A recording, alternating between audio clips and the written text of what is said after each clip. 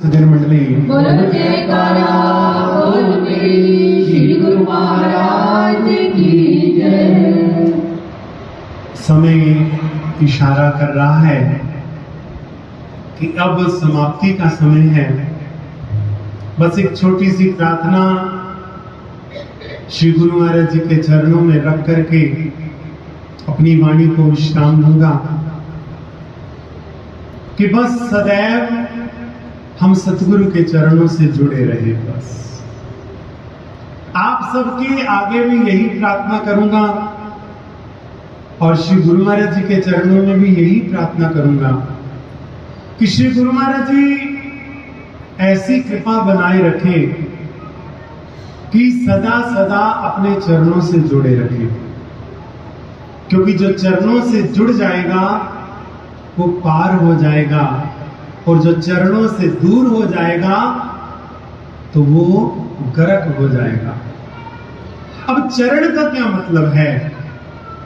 चरण का मतलब है वचन, क्योंकि सतगुरु का स्वरूप तो सतगुरु की कृपा का सुंदर उपहार है, जो सुंदर स्वरूप है, मगर वास्तविक अर्थों में सतगुरु का स्वरूप क्या है?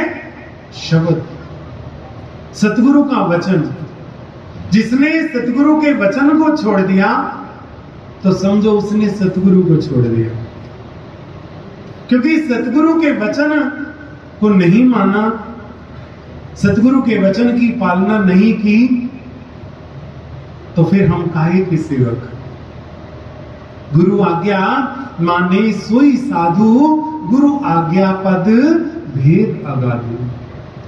संत सहजोबाई जी लिखती हैं कि साधु कौन है? जो गुरु आज्ञा का पालन करता है। क्यों? क्योंकि गुरु आज्ञा पद भेद अगाधु। सतगुरु की आज्ञा में अगाध भेद है। सतगुरु की आज्ञा में, सतगुरु के हुक्म में इतना भेद है कि जो सतगुरु के हुक्म को मान लेता है तो वो सतगुरु की कृपा से सब कुछ पा लेता है। इसलिए हम चाहते हैं कि गुरु महाराज जी आपके चरण हमसे छूटे नहीं, आप हमसे रूठे नहीं, ये प्रेम के नाते टूटे नहीं, ये श्री दरबार के फेरे छूटे नहीं। हम ये चाहते हैं, और केवल चाहने से तो कुछ नहीं होता, केवल चाहने से कुछ नहीं होता। चाहत को प्राप्त करने के लिए पुरुषार्थ करना पड़ता है, सेक्रीफाई करना पड़ता है, पेशेंस रखनी पड़ती है, अथक मेहनत करनी पड़ती है। एक डॉक्टर बनने से पहले कितनी किताबें पढ़ता है, कितनी मेहनत करता है, कितने एग्जाम क्लियर करता है, कितनी रातें कुर्बान करता है, तब जाकर वो डॉक्टर बनता है। इसी प्रकार गुरुमुख के जीवन में अगर ये चाह लिया कि गुरु महाराज जी आपके चरण छूटे नहीं, तो ऐसा नहीं कि हम चाहेंगे और चरण ना छूटे। चरण तभी नहीं छूटेंगे जब हम उसके अकॉर्डिंग काम भी करेंगे, सतगुरु की आज्ञा का पालन करेंगे, सतगुरु के वचनों को शिरोधार्य करेंगे। अगर सतगुरु के वचनों को पालन कर लिया तो हम कहीं भी हैं। आप देखते हैं कि गुरुमुख जन सफर में होते हैं, श्री आरती करते हैं, ना वहां स्वरूप होता है, ना वहां ज्योत की थाली होती है, ना वहां थाली घुमाई जा सकती है।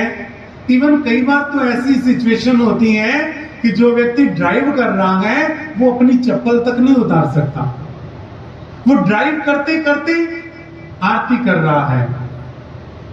तो क्या उसकी आरती कबूल नहीं है? है। क्यों? क्योंकि वो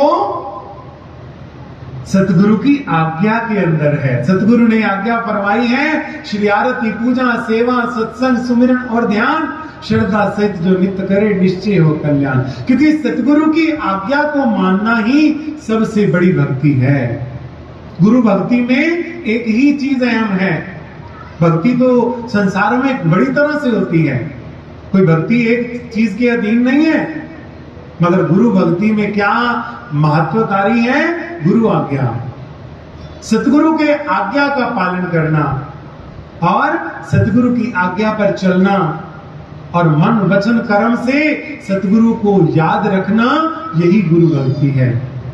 और प्रेमियों, जो मन वचन कर्म से सतगुरु की आज्ञा का पालन करता है, तो याद रखना गुरु महाराज जी के चरण उससे ना इस लोक में छूटते हैं ना परलोक में छूटते हैं। बोल जयकारा बोल मेरे श्री गुरु महाराज की। वो यहाँ भी सतगुरु के चरणों में रहता है, चाहे संसार के किसी कोने में रहे, वो सदा सतगुरु के पास है, सतगुरु उसके पास है। और जो आज्ञाकारी है तो वो जब संसार छोड़कर भी चला जाता है ना, तो वहां भी वो गुरु महाराज जी के चरणों में ही रहता है। बोल मेरे श्री गुरु महाराज की। इसलिए आज ये कामना तो कर रहे हैं कि गुरु महाराज जी आपके चरण ना छूटे, आपके चरण ना छूटे, आपका दर ना छूटे, आपके वचन ना छूटे। मगर केवल प्रण करने से काम नहीं बनेगा, उसके अकॉर्डिंग मेहनत करनी पड़ेगी। मेहनत क्या? कि जहां सतगुरु के वचन है उसके आगे कोई भी चीज ना आए, नो कॉम्प्रोमाइज। अपने मन को ये समझाया जाए कि तू जो कहेगा सो खाएंगे, तू जो कहेगा सो पिएंगे, तू जब कहेगा तब उठेंगे, तू जब कहेगा तब नहाएंगे, तू जो कहेगा सब करेंगे। हे मेरे मन, अगर तूने ये कहा ना कि आज भजन ना करो तो तेरी नहीं मानेंगे, तेरे हिसाब से सारी जिंदगी जी लेंगे। मगर जो हमारी अपनी चीज है उसको हम कंप्रोमाइज नहीं करेंगे, एडजस्ट नहीं करेंगे। अर्थात आरती जरूरी तो मतलब जरूरी, सेवा जरूरी तो मतलब जरूरी, सत्संग जरूरी तो मतलब जरूरी। जो 5 नियम है कंपल्सरी है, उनको कोई कंप्रोमाइज नहीं। जब ऐसा नियम बन जाएगा ना, तो प्रेमियों याद रखना, आपको गुरु महाराज जी के पास नहीं जाना पड़ेगा। आप जहां बैठे होंगे, जहां बैठकर नियम निभाएंगे, आप याद रखना गुरु महाराज जी वहीं आपके पास आ जाएंगे। बोल जयकारा बोल मेरे श्री गुरु महाराज की। श्री पंचम पातशाही महाराज जी के वचन कि कोई प्रेमी 5 साल में दरबार में आता है और कोई प्रेमी साल में 5 बार दरबार में आता है। जो 5 साल में 5 बार आता है और वो हमारे बनाए 5 नियमों का पालन नहीं करता, तो वो हमारी प्रसन्नता नहीं पा सकता। और जो 5 साल में एक बार आता है, जो 5 साल में एक बार आता है, अपने घर में रहकर हमारी वचनों का पालन करता है, तो ये गारंटी है कि उसको हमारे पास आने की जरूरत नहीं। वो जहां भी है हम उसके पास खुद चल के जाते हैं। बोलो जयकारा बोल मेरे श्री गुरु महाराज। इसलिए बस यही प्रार्थना करूंगा, यही विनती करूंगा।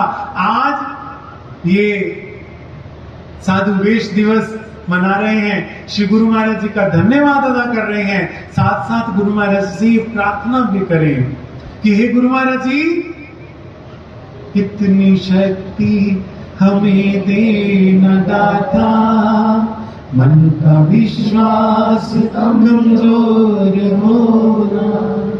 बस इतनी शक्ति देना, हमारा मन जो है डोले नहीं, घबराए नहीं, हमारी आस्था, हमारी श्रद्धा, हमारा विश्वास सदैव दृढ़ रहे। बस यही प्रार्थना करेंगे।